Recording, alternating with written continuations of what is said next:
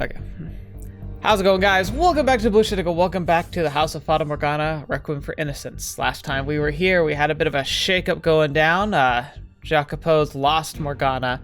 A lot of the girls who worked at the brothel were slaughtered pointlessly, and it seems, and if we remember, like those who survived were still the slavery, including like Jaron and everybody. So it ended up being what was the catalyst for Jacopo to be willing to take some drastic steps. There was a former courtesan of the former lord, the one before Lord Baroner, who has come up with a plan to claim a illegitimate son of the former lord in order to increase her standing. And it just coincided well with Jacopo and his position and his looks and his role and everything that just made the narrative work really well. And so now it looks like we are at the point of leading the revolution against the Lord. So I believe that's what majority of this episode's going to be, is the assault on the keep, the fight that happens there, and then the aftermath, I suppose. So I don't know what else to really say. It's really sad and depressing and knowing where this is leading, but it's time to see how it all played out for real. So let's jump into it and get to the exciting bits. Hear me, my fellow citizens, who live in suffering at the hands of your supposed lord. Within me flows the blood of the previous lord. I am the rightful heir. Behold, the Baroner's golden ring. Proof that I am of noble birth. Victims of this terrible tyrant. The time has come to start anew, and I shall be the one to lead you down that path. The poor, the hungry, the deprived, all of you stand with me. Before we commenced our strike on the Lord's Manor, I gave a little speech in the city square. Not because we actually needed them to take up arms and fight with us, but because we needed to make a public proclamation of our position before overthrowing the Lord. They needed to know we were not merely opponents of the Lord, but proponents of the common man. That we had a legitimate cause and a legitimate claim to power. If we were to leave them in the dark, it would only sow confusion, unrest, when word of the Lord's death came out. They had to see us as their liberators, not a greater evil swooping in to squash a lesser one. The Lord had been squeezing everything he could out of them for years, sucking them dry, so I didn't expect anyone to actually have the willpower to join us. The important thing was that they knew who I was. But I had underestimated them. A slow trickle of people stood to join us, and by the time we were at the city's edge, we had accumulated dozens of additional men, transforming our little uprising into something of a much greater scale. The people had been waiting, day in and day out. They just needed an excuse for someone to take up their banner and lead the way. It didn't matter that the one holding the banner did so under false pretenses. Yeah, they honestly, like, that's the thing that's so interesting about people. We sometimes don't need the legitimacy we seem to always say we need. Often what ultimately needs to happen is there just needs to be a spark. There needs to be enough of a push. There has to be that tipping point.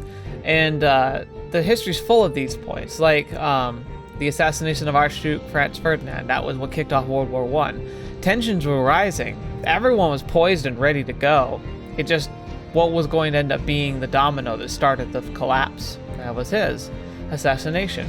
A more positive example is the civil rights movement in the United States that was ultimately begun by the resistance of Rosa Parks.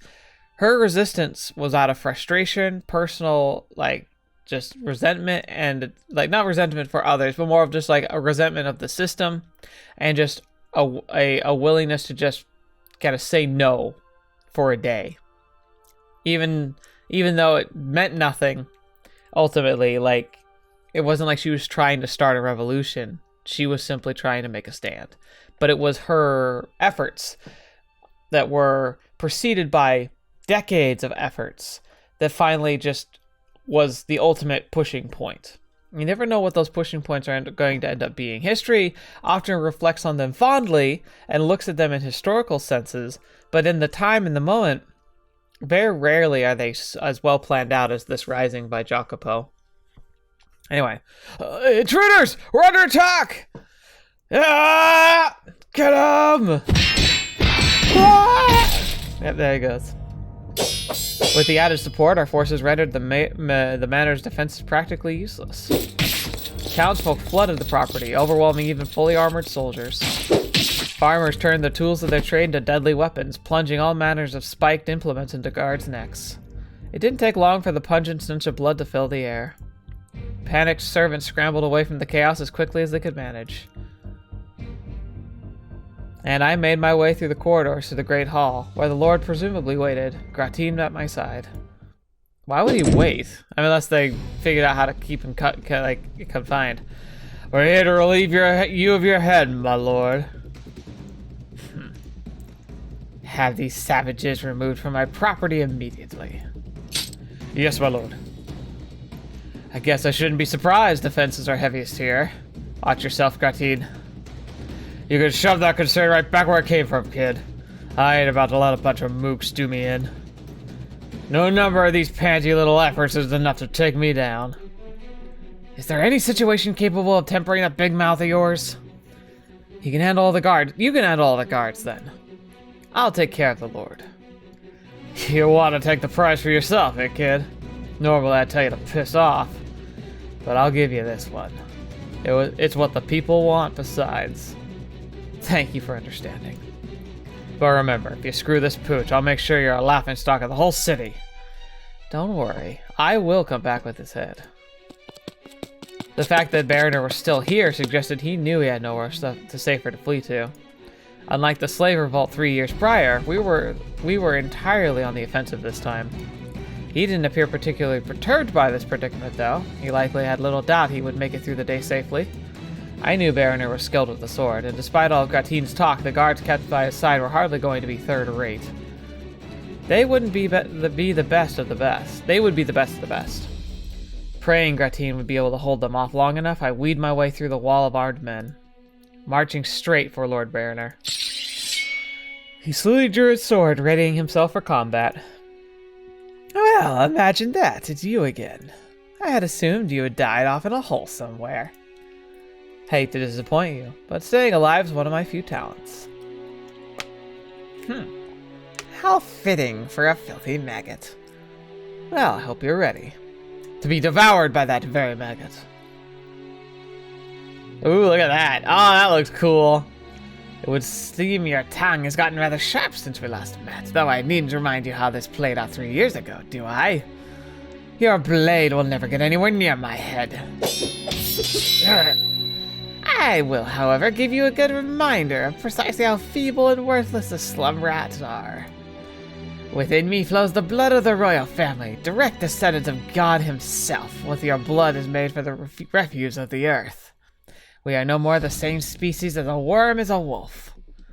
Your very being is in my presence is a slight against the highest order. I think you'll find our blood is much more similar than you think. When I take that ugly head off your shoulders, we can both get a good look at how equally filthy your blood is to mine. I'm not the boy I was 3 years ago. I'll drag you down from your throne on high and show you for the dregs of the earth you really are. You would dare insult me, cur! We traded strikes, going on offensive and defensive in roughly equal parts. Baroner was quick on his feet and quick with his blade. When I attacked, he swayed effortlessly out of its path like a stalk of wheat in the wind. And when he attacked, he was like a typhoon. He had a prowess that could never be overcome with brute strength. However, I had not spent the last 3 years idle. Well, I could hardly imitate the refined swordsmanship of a trained nobleman. I had a much better grasp on how and when to most effectively put my weight into a swing, how to maintain the ideal amount of distance between us. So if you think of Lord Baroner, he's trained in classical defense. Tough to deal with, for sure. But Jacopo is going to be trained in street defense, practicality-based. He won't have any form, he won't have a lot of flow, but he'll know how to use his strikes. And it's like, what is it like? The best trained swordsman doesn't need fear the second best trained swordsman. He needs fear the fool who doesn't use the techniques that the swordsman is used to. That's what's going to give Jacopo the edge here, I think. And there was one other key difference. I had no intention of running. Either I would take off his head, or I would end up a bloody heap on the floor. There was no other way this battle could end. Yeah, there's interesting. It's like there is something to be said about a battle of no retreat, a battle of like no like backup plan, like it's all or nothing. Think about what you're doing, slime rat. That's who you're pointing that blade at. An attack on me is an attack on God. It is an act of unspeakable sacrilege. A little late for the moral high ground. You were that afraid of dying? Then put your tail between your legs and start running.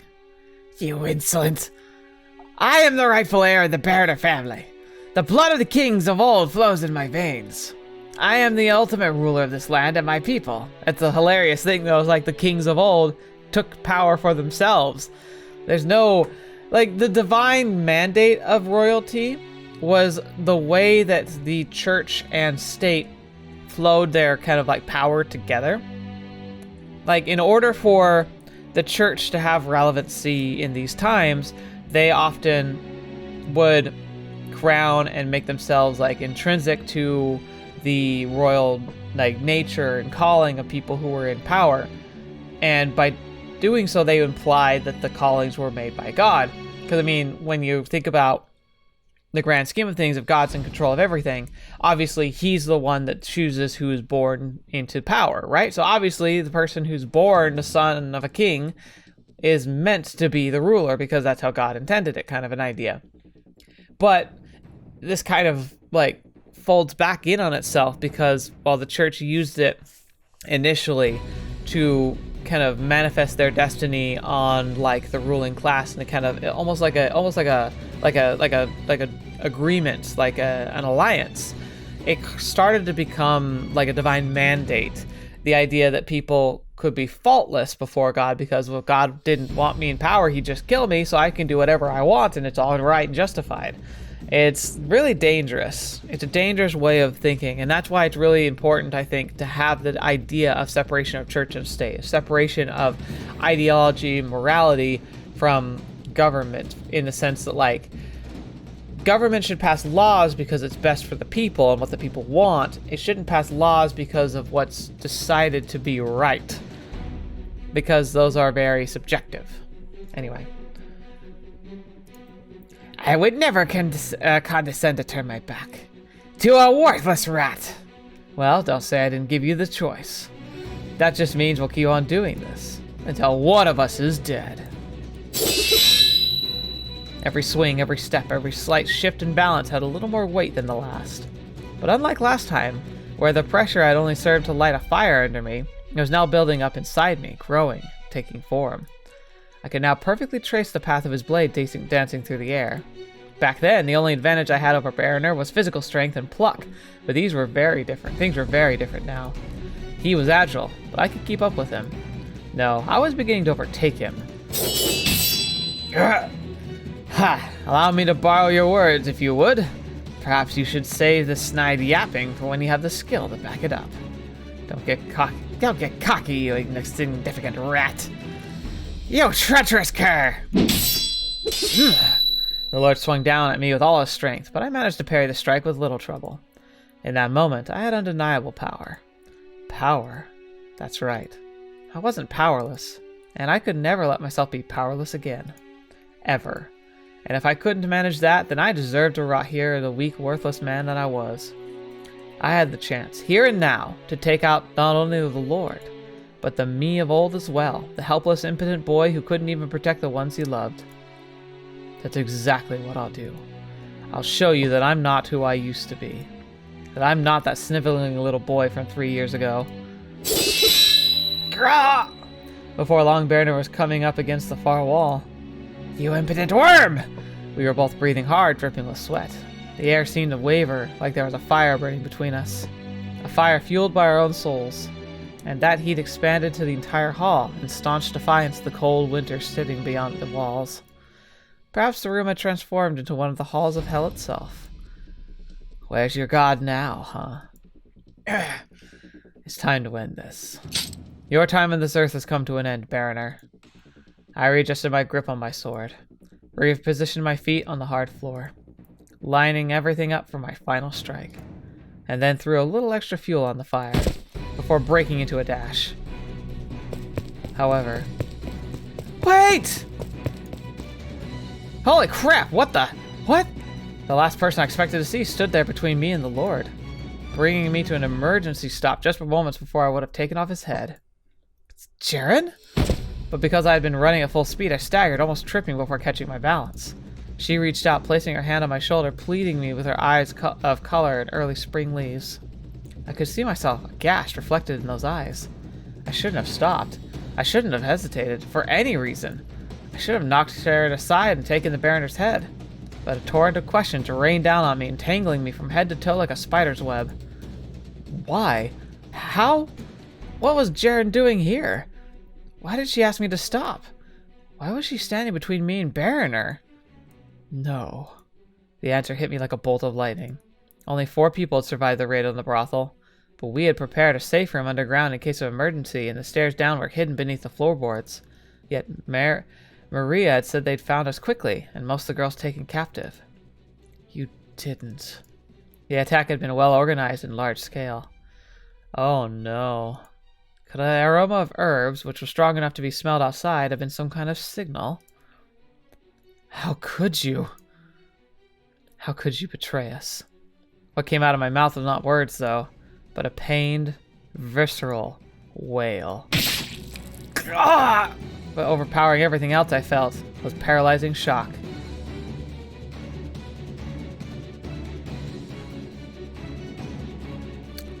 Alright. So what the fetch is happening right now? Because if she was on the side of him, why is he killing her? Or is he literally using her to get a sneak attack on Jacopo? Because that's freaking filthy. The blade sticking out of Jaren's chest pierced my breast. Oh my gosh, that's exactly what he did. Our blood flowed down opposite ends of the silver edge, melting into a single stream. I'd completely lost any sense of what was happening, left only with crushing bewilderment. Baroner let out a deep, bellowing laugh from behind Jaren. My sound resonated through the blade in his hand. I could literally feel him mocking me from inside my body. Why? How could you do that, Jaren? No. How could you, Baroner? Jaren had double-crossed us. As much as I didn't want to believe it, I no longer had much of a choice. She had claimed she had thought of us like family, when in reality she was colluding with the Lord. She was the one who had brought ruin upon the brothel. Couldn't reconcile what I saw with what I thought I knew. I couldn't forgive that kind of betrayal, and I couldn't even begin to comprehend Baroner's actions. How can you hide behind her when she stood up for you? How could you so readily cast her aside? She saved your life. How could you do this to her? What are you laughing at? Look at the girl. Look at her face.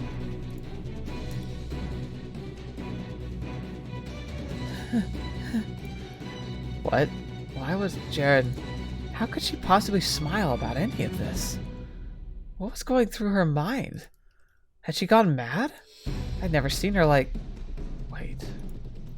Yes, I had. I knew that smile. All too well. What is happening? When the realization struck, an almost painful chill crawled up my spine. Jaren was always smiling. She could break the ice with anyone in no time. She brought laughter wherever she went.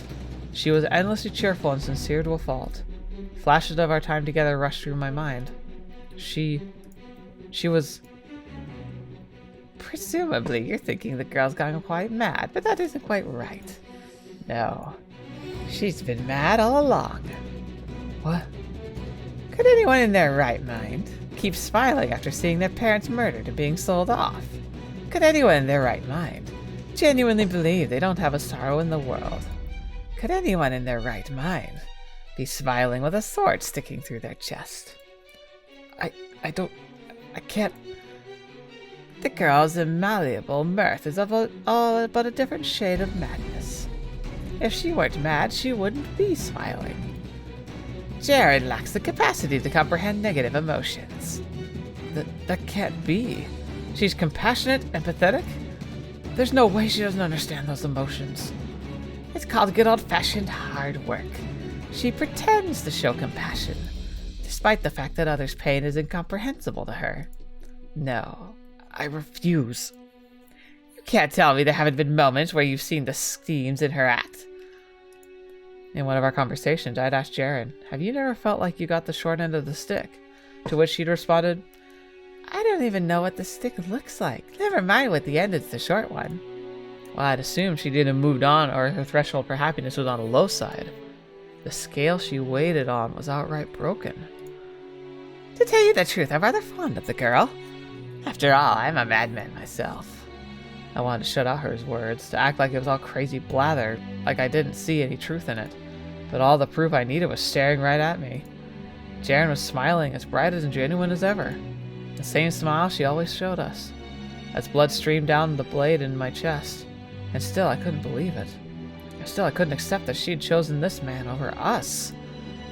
You said that you thought of us like family, Jaren. What happened to that? What happened to all our time together?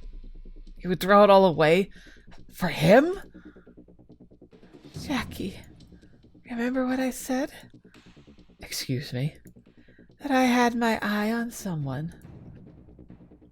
And I love you, Jackie. And everyone else at the brothel. But there's someone I love even more. You know, I'm not the cleverest girl.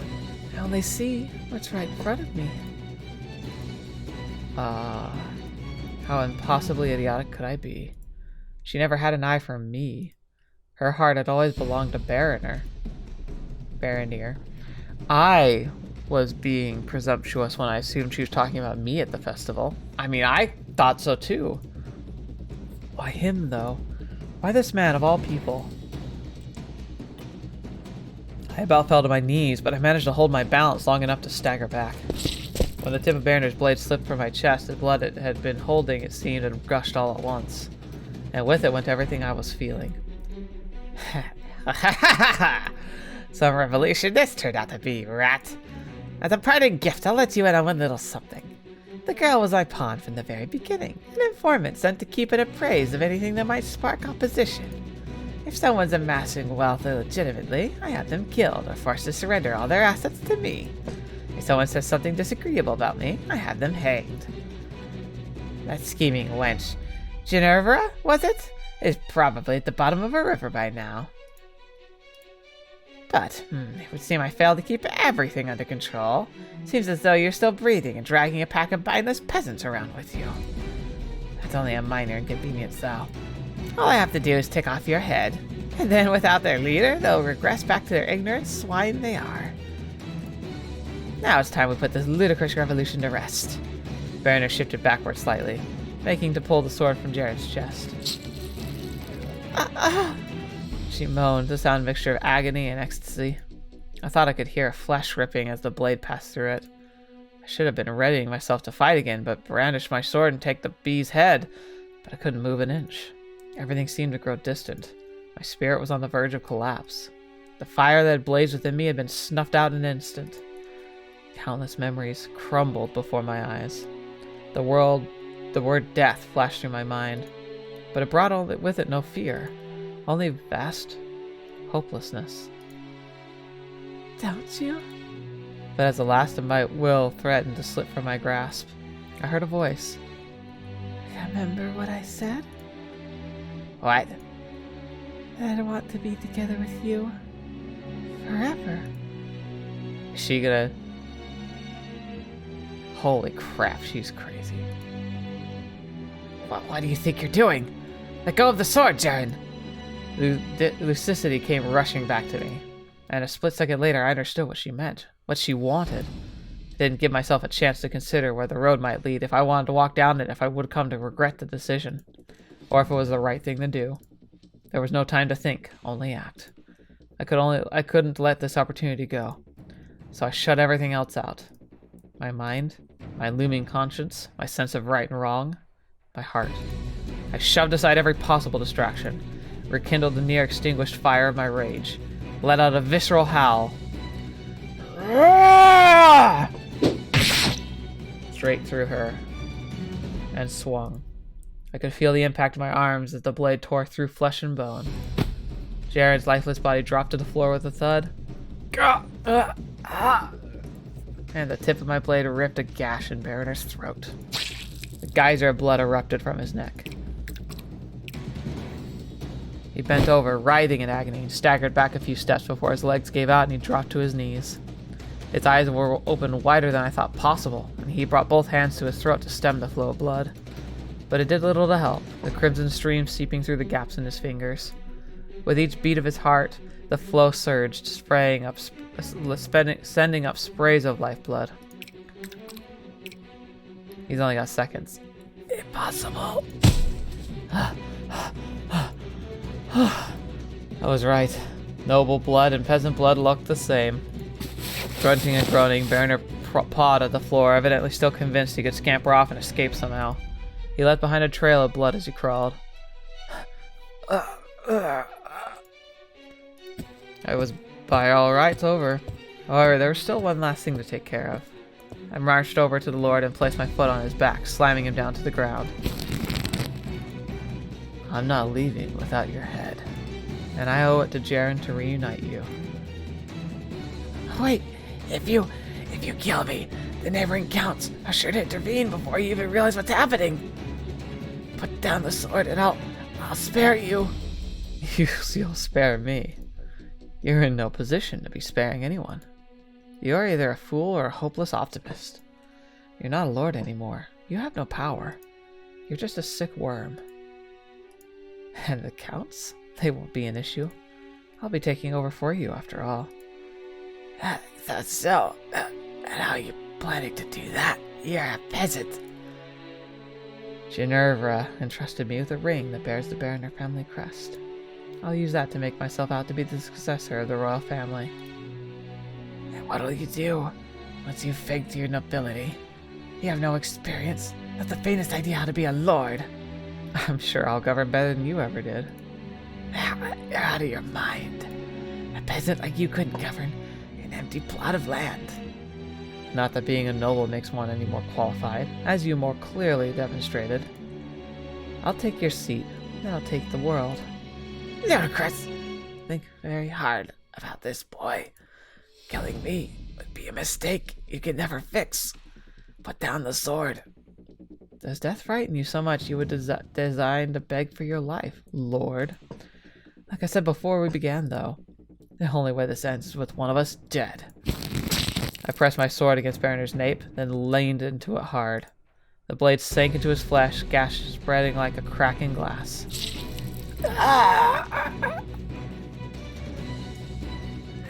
Ugh. Screams of agony echoed through the hall. All the blood of his body seemed to be trying to escape through the gaping hole, creating an ever-growing pool of red around us. Before long, you two will be driven to madness. Excuse me? By the time you figure that out, what it means to be a lord, you won't be the kind-hearted friend of the people anymore. Living this life, having no one you can trust, it'll eat at you, and then you'll... Enough. You'll be your own executioner. Enough! I'll be waiting for you. Down in hell. Oh, that's lovely. YouTube's not letting this one be monetized, that's for sure. Here, every guard and every rebel, I have here the Lord's head taken by my own hands. You have no reason to fight any longer. Put down your arms, all of you, and cease this meaningless battle. Our revolution has come to pass.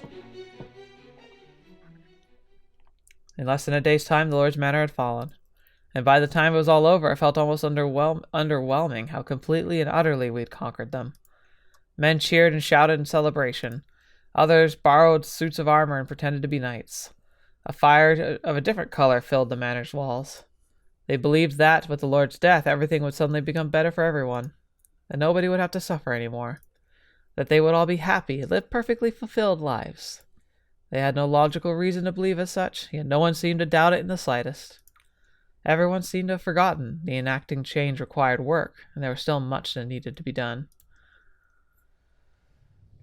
The entire rest of the day, the men partied and celebrated, paying no heed to the corpses strewn about the property. Even the injured joined in. Nothing could stand in the way of their merrymaking. They raised goblets to my great accomplishments, and I smiled along, though their fiery passion could not penetrate the cold bubble that had formed around me. The only real fervor I had felt all day was while crossing swords with the Baroner. Now my head was surprisingly clear. Perhaps clear wasn't quite right. I was stagnant.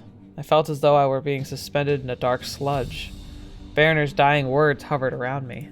By the time I figured out what it meant to be a lord, I wouldn't be the kind-hearted friend of the people anymore, he had said. That I would have no one to trust. That it would eat away at me. Driven me mad. And then I would be on my own executioner. Again and again, I tried to tell myself that it wasn't like him, that it wouldn't end up like him. But his voice, his curse, refused to leave me. Images of his decapitated head flashed through my mind. I couldn't shake this feeling. That one day, that would eventually be my head. Oh, Jacopo.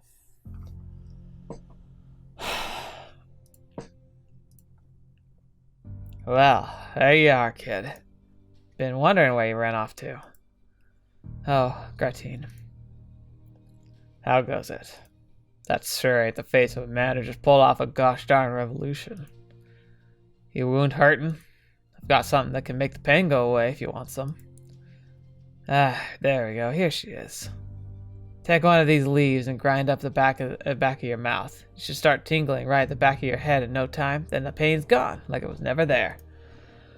Got some pretty great stuff. If you don't mind getting a little loopy for a bit anyway. But after all, it ain't like you're ever gonna need to think straight for a while. So what do you say? Take a few. I think I'll pass. It does hurt, but I can handle it. Then why the long face? You're a hero now. People are gonna be looking up to you. And that ain't a great look. What's with the big rock? I don't remember seeing this here before. Please don't touch it. It's Gratine's gravestone. It's Jaren's gravestone. Ah, so that's what's got you down in the dumps, huh? I mean, I get it. I sure as hell didn't see that one coming either. Talk about a shocker. Sweet little thing like her in bed with the Lord. Women can be effing scary creatures at times. I don't even want to think about the kind of stuff she was scheming when she got all chummy with us. There was no mask, no facade, no scheming.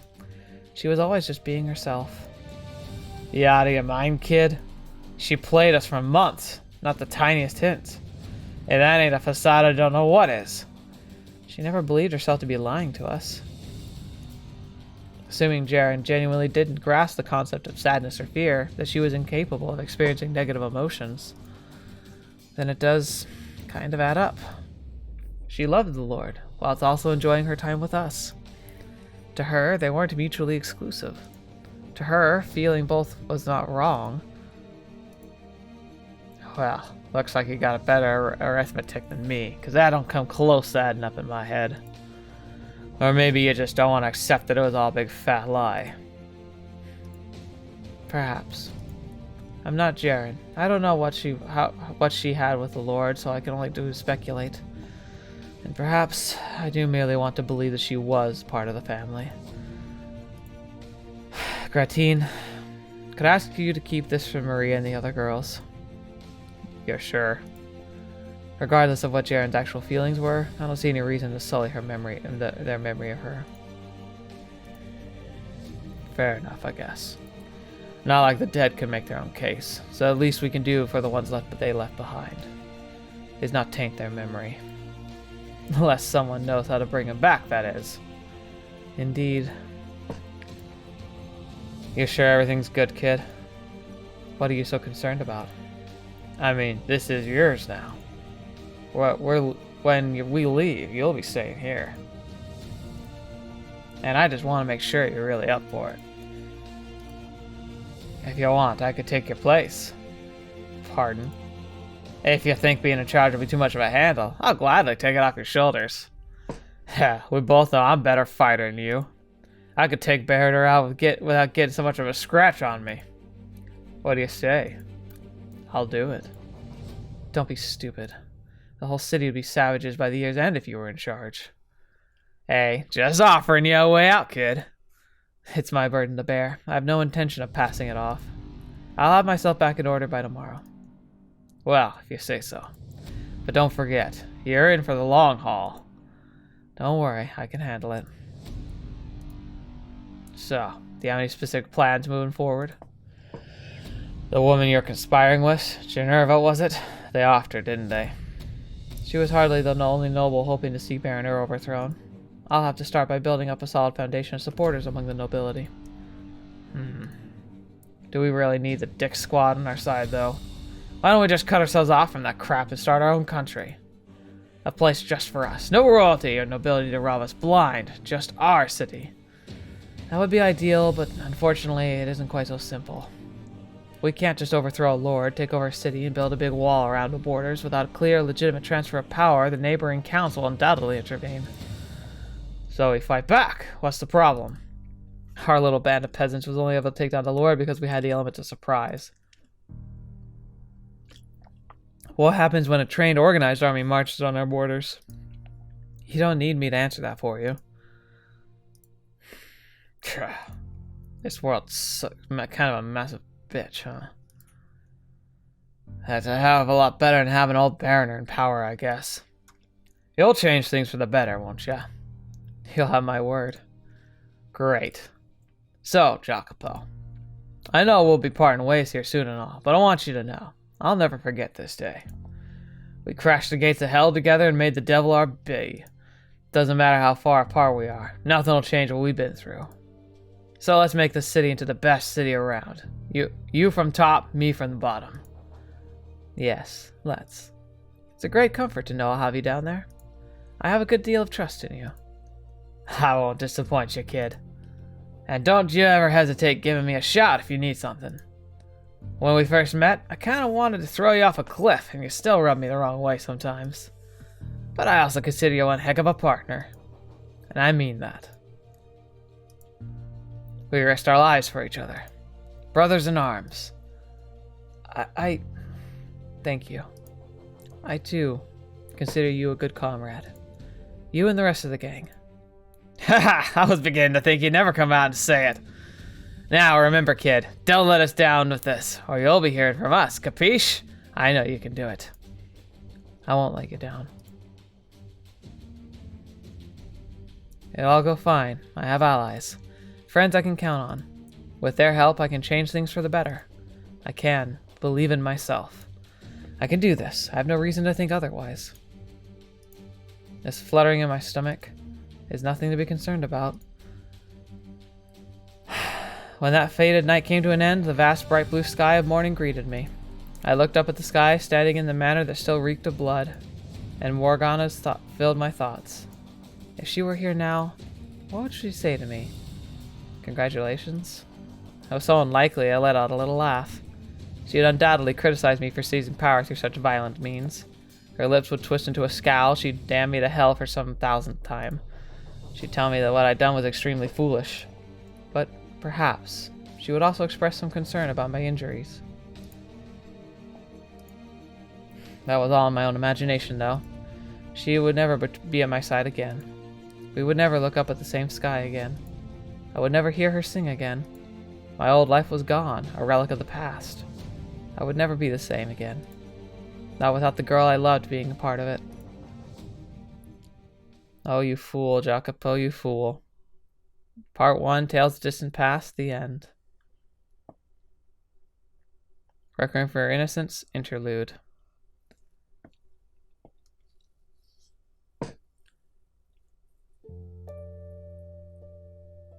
Recollections of an Outlaw.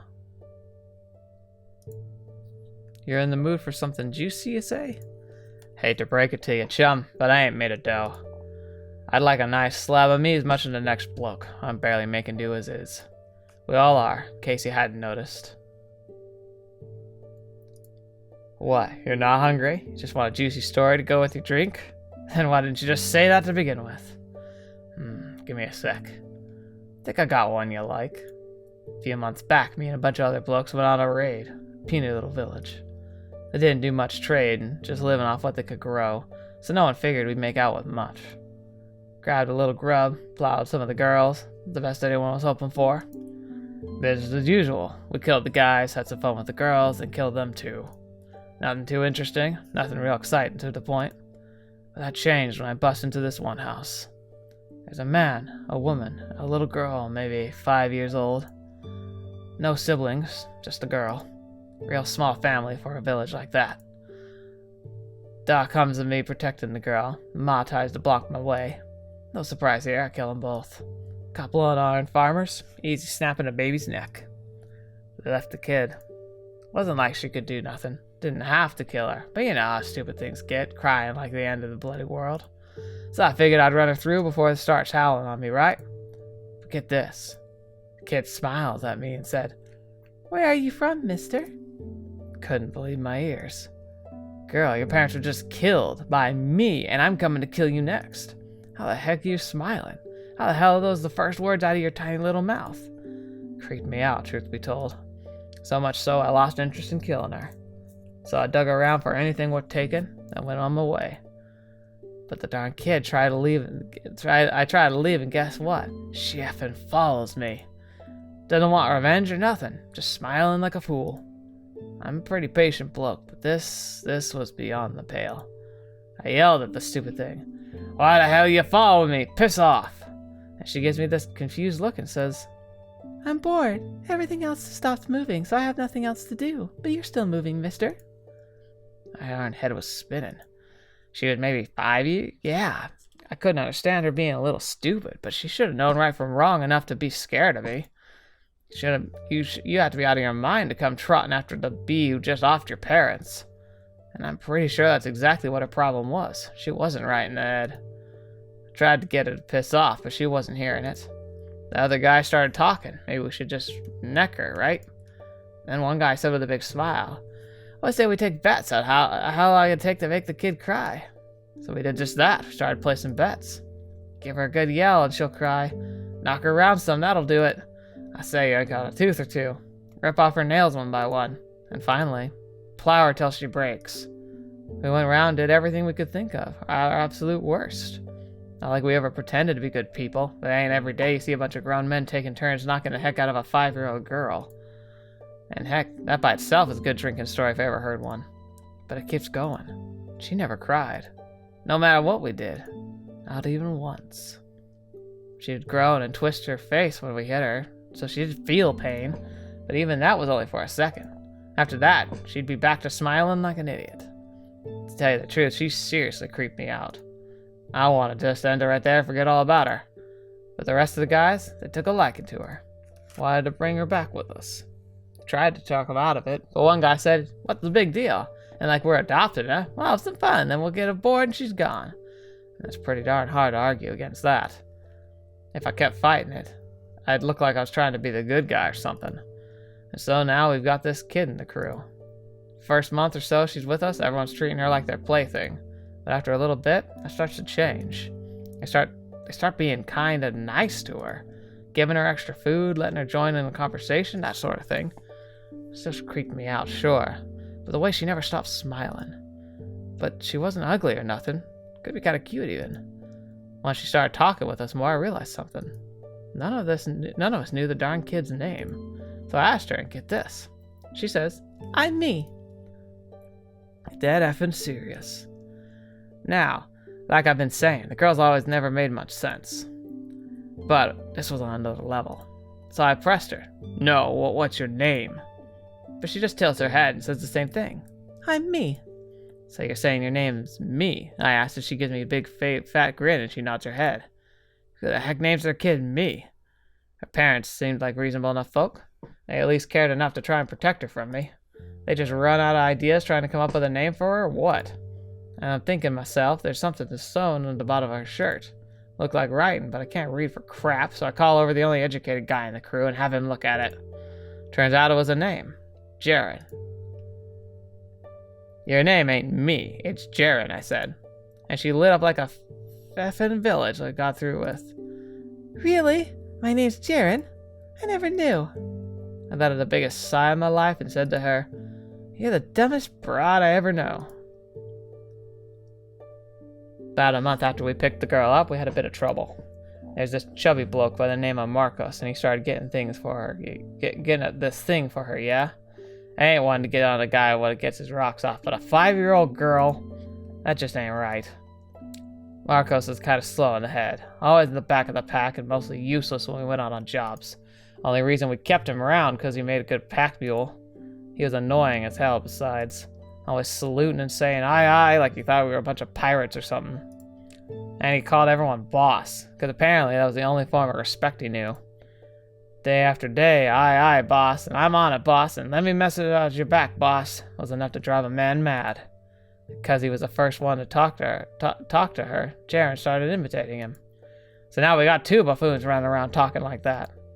Obnoxious as it was, though, at the end of the day, that was all it was.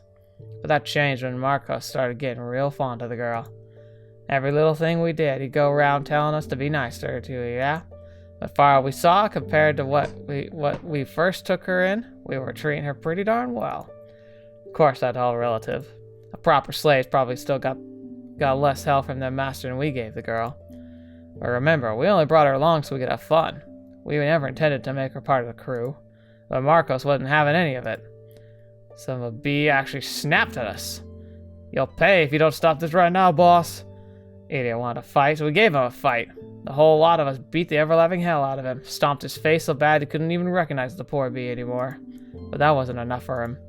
His face being a big bloody mess, Marcos said, "I won't let you lay another finger on Jaren, boss." To tell you the truth, I didn't think he had the sack. And then Jaren comes trotting in, seems she had heard the ruckus and wanted to see what was up. Marco's eyes went wide and he yelled, "Stay back!" But the girl, she just stood there, same old stupid smile on her face. Seeing her come in, one of the other guys smirks, plops his arse down on Marco's back, and holds a knife up against his neck and says, "Hey, Jaren, you like Marcos?" And with a big grin, she answers, "Hi, boss." Though swollen, bruised up mess of the face, you could just barely make out Marcos smiling. Next, the guy on his back says, Then would it make you sad if we roughed him up a bit more?" "What do you mean, roughed him up?" "Cut off his fingers, scooped out his eyes, you know, had a little bit of fun." "Fun's fun. Why would that make me sad?" You hear that? It ain't making this up. The girl's standing there smiling, and Marcos, he goes pale as a ghost. And he did it. He cut off his fingers. Jaren's still smiling. He gouged his eyes. Still smiling. And finally, he slit Marco's throat. Even the blood spraying right in her face. She never once stopped smiling. Just before he kicked off, Marcos looked as though he's thrown to the deepest, darkest pit of despair. I've seen help drain for God knows how many men's eyes, but that was a whole nother level. And you can imagine, I wasn't the only one Jaren creeped out anymore. Everyone felt the same way. She was all so messed up. We all thought we might start turning into her if we kept her around any longer. So the next city we landed in, we sold Jaren off. And we all lived happily ever after, minus one twisted little girl. What do you think? Juicy enough for you? You feel sick? Sorry about that, chum. I thought you had a stronger stomach. I do wonder what Jaren's up to these days. She's still smiling like an idiot, or...